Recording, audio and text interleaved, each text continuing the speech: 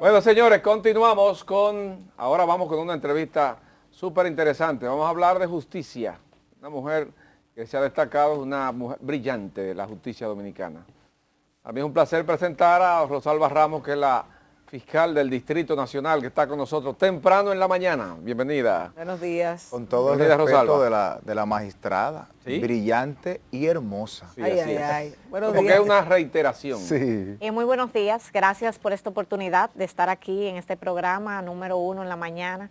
Gracias. Y que todos lo sintonizamos cuando nos levantamos. Una excelente oportunidad para que podamos hablar de esos temas que son de interés nacional y que siempre suscitan curiosidad y que las personas siempre quieren información, sobre todo de primera mano. Muy bien. Bien, vamos a iniciar. Bueno, hay uno de los temas más importantes ha sido la sentencia del caso de la Oficina Metropolitana de Servicios de Autobuses, ONSA. Queremos saber, magistrada, ¿qué le parece a usted esa sentencia? Miren, como ustedes saben, estos casos fueron asumidos por la Procuraduría General de la República cuando inició la gestión de nuestra procuradora, la magistrada Miriam. La magistrada desde el primer momento ha tenido un interés muy marcado por los casos de corrupción y una de las primeras acciones que hizo fue llevar a donde correspondían todos los expedientes. No sé, ustedes recordarán que al principio de la gestión de la magistrada, los expedientes, una parte de los que estaban en el Distrito Nacional, que se estaban trabajando con el PEPCA en ese momento, la magistrada entendió y asumió que se trabajaran directamente por el PEPCA. ¿Y qué hizo? Fortaleció en ese sentido a esta dependencia, porque anteriormente esta Procuraduría Especializada lo que hacía era que llevaba los casos muchas veces conjuntamente con la Fiscalía de la demarcación que le correspondía en ese momento. Entonces, este fue uno de los casos que la magistrada asumió. En ese momento ustedes vieron cuál fue la posición de la misma magistrada Jenny, que es quien es nuestra directora de persecución.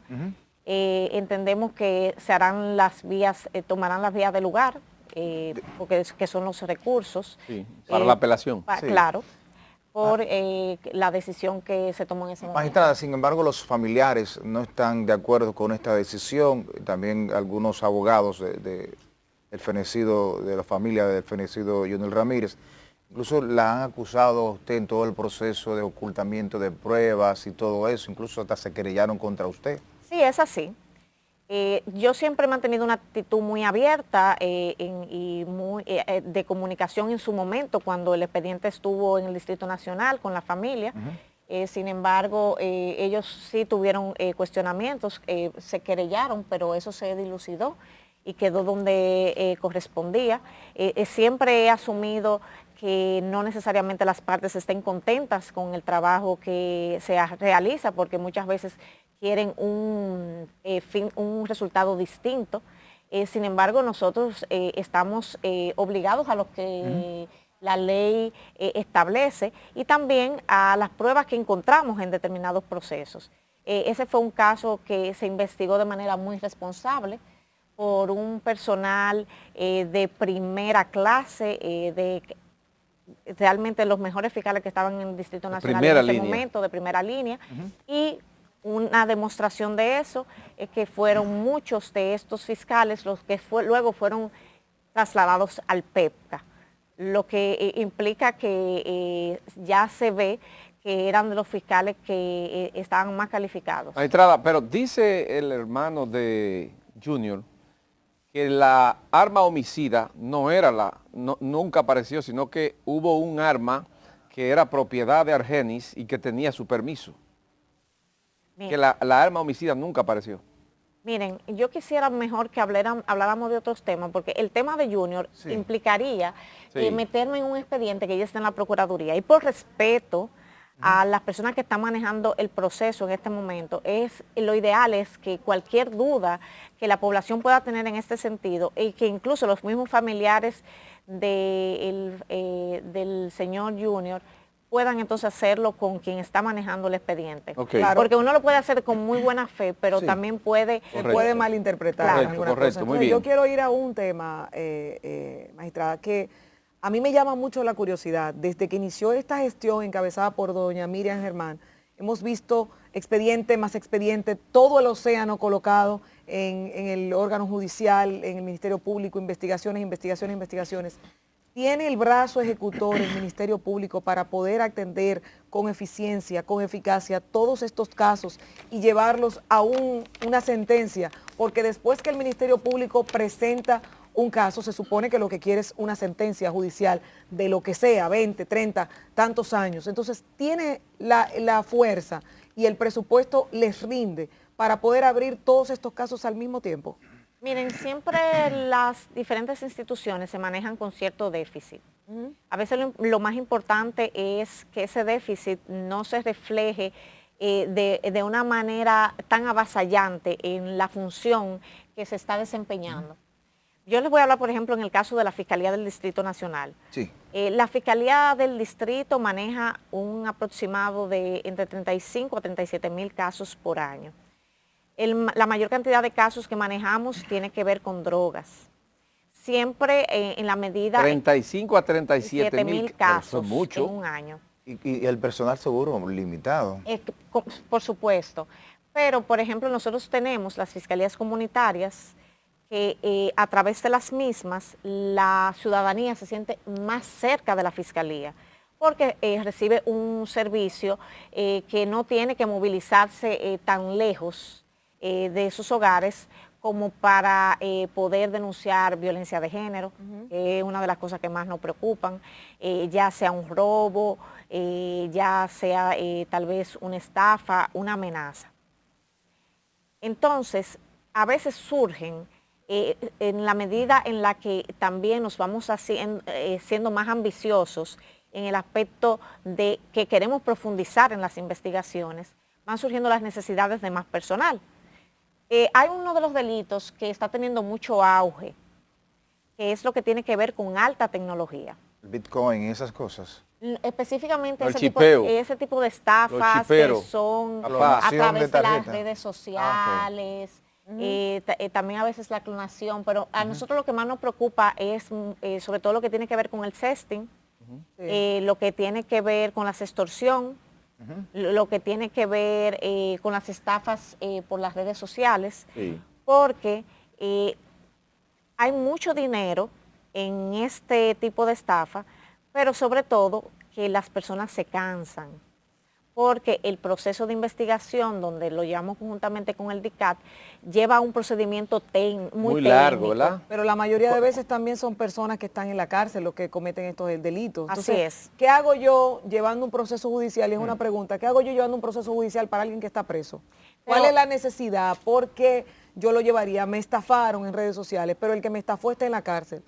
Pero lo que pasa es que el que está en la cárcel tiene un apoyo de personas que están fuera, porque recordemos que se proporcionan números de cuentas y ¿quién va a sacar el dinero? No es el que está en la cárcel. Claro. El que saca el dinero es alguien que está fuera, es una estructura. y que es parte de la estructura.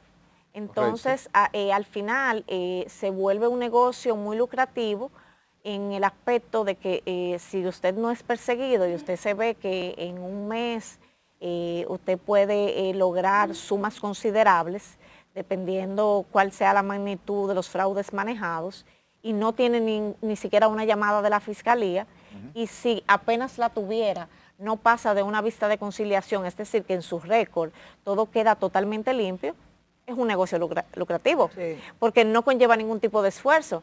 No conlleva levantarse temprano como nos levantamos nosotros para poder enfrentar una agenda diaria, no conlleva un sacrificio académico más allá de la historia que usted le pueda hacer a la persona que está a través de la red social. Hay que hacer un paréntesis y decir que, por ejemplo, los que estafan a través de temas de tarjeta de crédito, que te dicen que deposites a esta cuenta o que le des el número de cuenta, que ese es uno, o en el tema del sexting, de donde te enamoran con un perfil falso y te hacen hacer cosas en la intimidad, te están grabando y luego te quieren extorsionar con esto. Estas son de las dos que creo que son más populares. Sí, sobre y todo que para por los el tema hombres. de la vergüenza, muchas veces pagan para no dejar ver eso.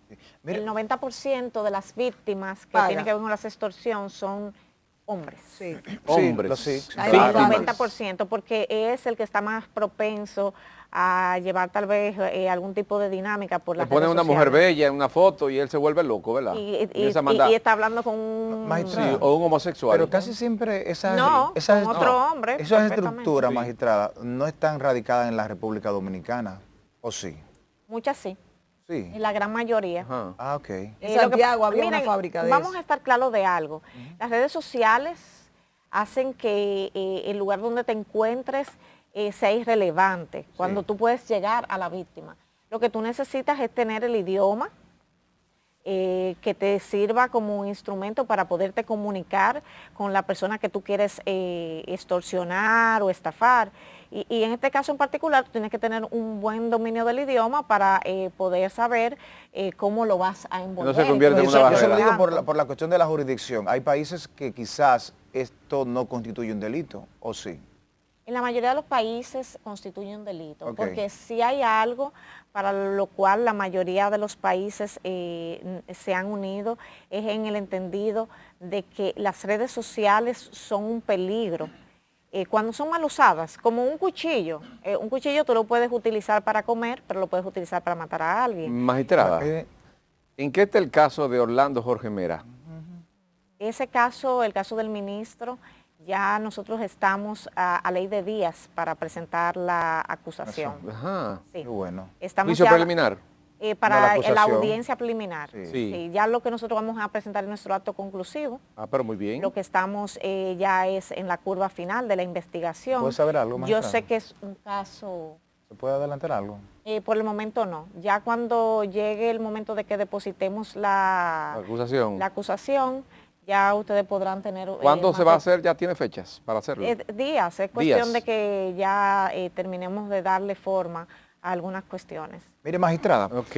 me gustaría saber cuál es la posición, si usted está de acuerdo con los planteamientos que hizo hace poco la Procuradora General Miriam Germán Brito sobre que el Ministerio Público está expuesto a presiones por campañas de Mediática. descréditos mediáticas. ¿Usted coincide con esto? Miren, todos los funcionarios que vulneran intereses están expuestos a este tipo de situación. Y no lo va a hacer nunca, y el Ministerio Público no escapa de esta realidad. Recordemos que nosotros trabajamos vulnerando, aunque sea legalmente, derechos y en algunas ocasiones cosas que son muy del ser humano como su libertad. Entonces, cuando estamos hablando de libertad, de dignidad, es natural que si una persona se siente vulnerada, en un momento determinado, si tiene los recursos para poder iniciar algún tipo de campaña, lo haga. Ahora, lo importante es que nosotros, los funcionarios, que debemos estar por encima de esa presión, no sucumbamos ante esta, ni para no hacer lo que nos corresponde por miedo a la presión mediática, por temor a la misma exposición que muchas veces hacen los medios con relación a las personas que están investigando, pero sobre todo para no tomar decisiones que sean populares. Siempre decisiones que sean justas. Si es popular, Pero hay una perfecto, cosa, pero si mire, no lo es, perdóname, hay mire. que tomar decisiones legales. Hay una cosa, magistrada, con relación a eso. Hay una realidad que nosotros hemos visto en los medios de comunicación sobre la filtración, entre comillas, de informaciones y de expedientes, algunos medios de comunicación que salen directamente del Ministerio Público. No necesariamente, a veces lo hacen los abogados. No necesariamente son los abogados, hay informaciones que salen del Ministerio Público con una fulana renuncia de fulano, con un tema que está preparándose bueno, tal, claro, o tal, o sí. tal, o tal. Eso también no constituye una violación a la propia labor del Ministerio Público, una que debilidad. empieza dañando la imagen internamente. Una debilidad. Miren, la ley es clara con relación al papel que debe tener el Ministerio Público. Nosotros, por ejemplo, hay veces que yo me pudiera sentar aquí y hablarle del expediente del ministro, como me preguntaron, Sí. pero yo tengo no solamente una obligación ética, sino también legal, que es la que establece el artículo 290, de que hay una etapa en la que es todo secreto y no se hace porque sí. Le voy a poner un ejemplo muy sencillo. De repente nosotros nos podemos sentar aquí y hablar de un caso X. Y hoy hablamos de que el tipo penal, de que la calificación jurídica es asesinato. Y lo discutimos, y yo les explico el porqué, y entramos en esa discusión y llevamos esa información al público. Pero resulta que mañana, en el proceso de la investigación, encontramos elementos de prueba con lo cual que cambian esa calificación. Sí, exacto. Y nos dejan frente a un homicidio que se pudo haber interpretado en ese momento como un asesinato por unas razones. Ahí es que la gente no entiende esto. Entonces, ¿qué pasa? Sale la acusación con una calificación jurídica distinta, porque mira qué pasa. Si sale de más, no hay problema, pero si sale de menos, hay un elemento. Dicen que la justicia es selectiva.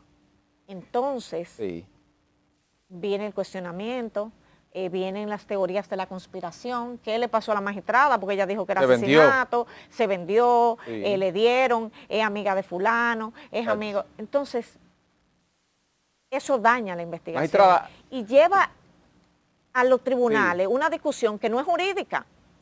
Cuando tal vez... Sale de ahí del ámbito jurídico, correcto. Claro. Sí, sí. Magistrada, yo quiero volver al caso de Orlando Jorge Mera. ¿Cuántas personas fueron interrogadas en toda la estructuración del expediente? ¿Funcionarios hubo que interrogar? ¿Usted le va a permitir al imputado que hable porque él pidió una rueda de prensa con los medios? ¿En qué está eso? Miren, él solicitó ser entrevistado. Sí. Permítale que hable con nosotros. Es que el tema no es que esto no es una serie de Netflix. Sí. Y perdónenme que hagan como el símil, pero es que me preocupa que a veces tomamos es un tema muy delicado. Él puede hablar.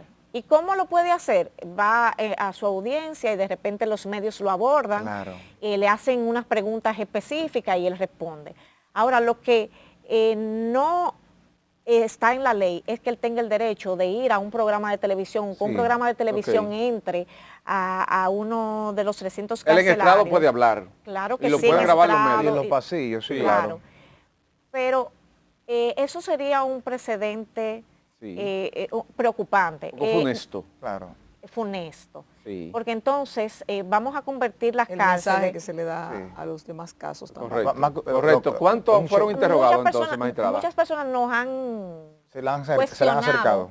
No, nos han cuestionado con relación a por qué a él no se le ha dejado hablar. Exacto. Pero y yo quiero que quede, no, es que hay algo que tiene que quedar claro. ¿Qué cosa, magistrada? No es que no se le ha dejado hablar. Es que él puede hablar bajo las circunstancias que establece la ley, que es frente a un tribunal y si en algún momento es abordado. La Fiscalía no ha vulnerado ninguno de sus derechos. No, yo sé.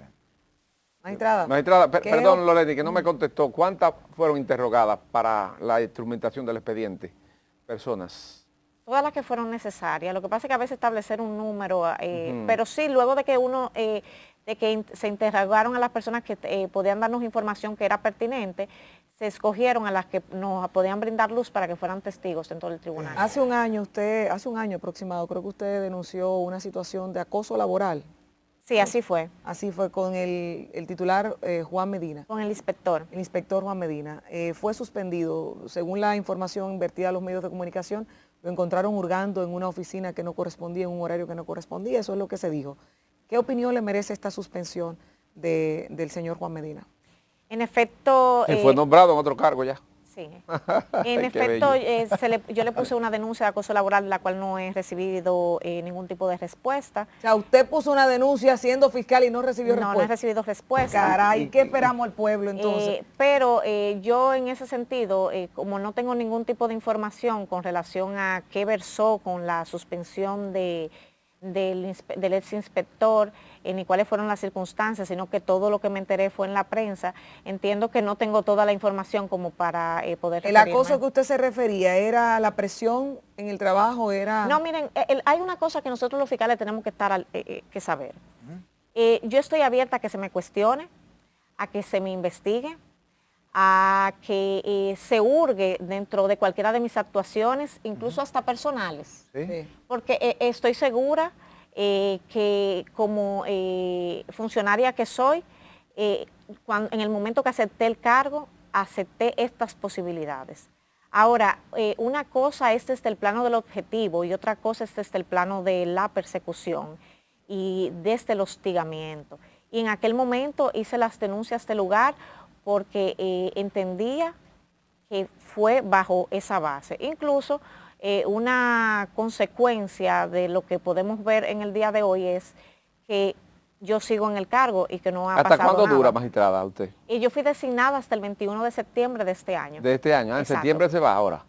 Bueno, ya depende de lo que haría el Consejo Superior del Ministerio Sí, Público. se va a una parte especializada ahora, me imagino. Eso depende. Sí. Miren qué pasa, la ley establece que el Consejo Superior podría decidir evaluar el desempeño y pudiera dar 4 años más o ascender o colocar en otro tipo de posición. Pero eso es algo ya un proceso interno del cual vamos ahora a ver cuál va a ser la dinámica que va a Bueno, ocurrir. magistrada, muchísimas Sumamente gracias interesante, por estar con nosotros aquí en esta mañana.